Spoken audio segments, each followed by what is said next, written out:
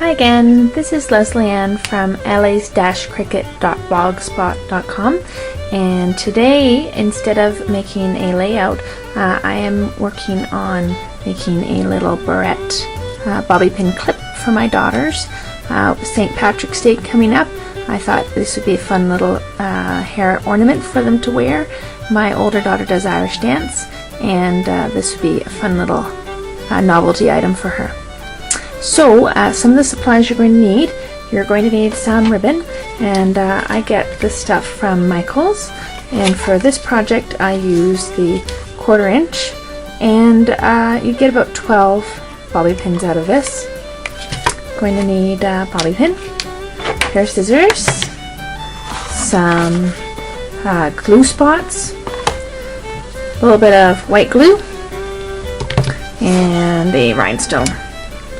Okay, so first thing you need to do is cut yourself a length of about 30 inches of your 1/4 inch ribbon.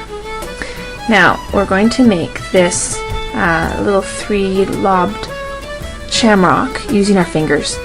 So the first step is to make a slip knot at one end of your ribbon, and you're going to put that over your thumb. Now I am right-handed, so I'm going to put my slip knot over my left thumb and just tighten it up. Now the next thing we're going to do is make a loop around our index, and then a loop around our middle finger, and then back and loop around our thumb. So you're trying to make kind of a triangle there in the middle, if you can see that. And then continue, keeping your ribbon straight, index, middle, thumb, and index, middle, thumb. Now your last step will be to tie this off, but I'm going to go back to the beginning, try that again.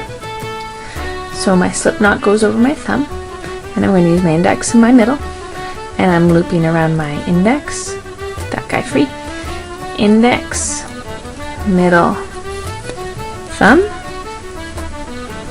index, middle, thumb, index, middle, thumb. Now you should have a little tail left over, that's good, and you should have another little tail poking in there behind. So the next thing to do is to tie this off. You're going to loop through your fingers, but not around this time. So through my fingers, and through my fingers again, and oh, I almost lost it that time. It's okay, I can just poke it through and try it again. Oh, I really lost it. Loop it around through my fingers and loop it one more time. So you've just tied it off in the center. Now, being very careful, you're just going to slide that right off onto the surface, and you're going to tie this off now. Now it's possible to do this while it's still on your fingers, but you kind of need a third hand to do it, so it's a little tricky. If you slide it off, you should be able to make a knot a little bit more easily. So I'm just knotting that off.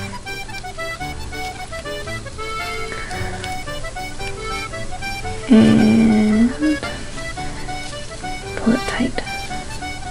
Okay, if you're worried that it's going to slip off, just tie it again.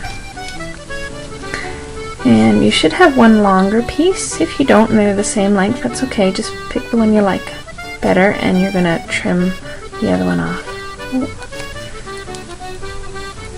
Go on through. Oh, this one's being stubborn. There you go. So this will be the back of my shamrock. There's the front.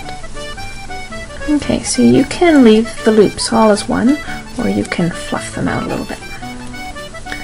Make them pretty, and you can do some adjusting in the middle here and make that kind of even.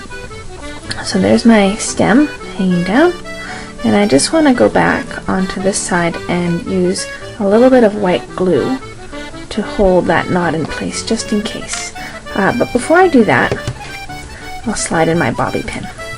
So just finding a place underneath Just slide that bobby pin through. And then a little bit of white glue. Hold everybody down. And if you've got a little bit of extra tail there, oops, you've got a little bit of extra tail there, you can just trim him off. Go.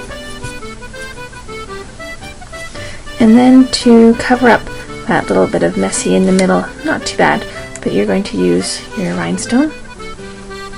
And I'm going to put a glue dot on there because that'll keep it from shifting or moving around and give me an instant hold. He goes right in the center. Now I used white in the middle because it's kind of shiny and glittery, but you could use green or any other color that you think would be appropriate. And there's our little shamrock, our little 3-lobed shamrock. And if we wanted to that a little bit on an angle and neaten that up, that's pretty. So now I've got 2 little shamrocks. If you make it looser, these lobes are a little bit bigger, and if it's tighter, they're just a little bit smaller.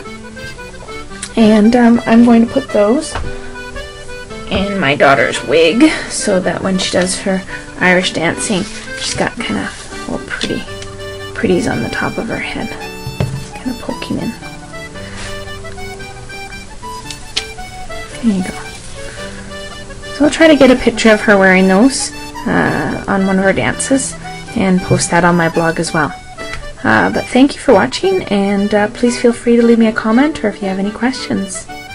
Take care, and happy St. Patrick's Day.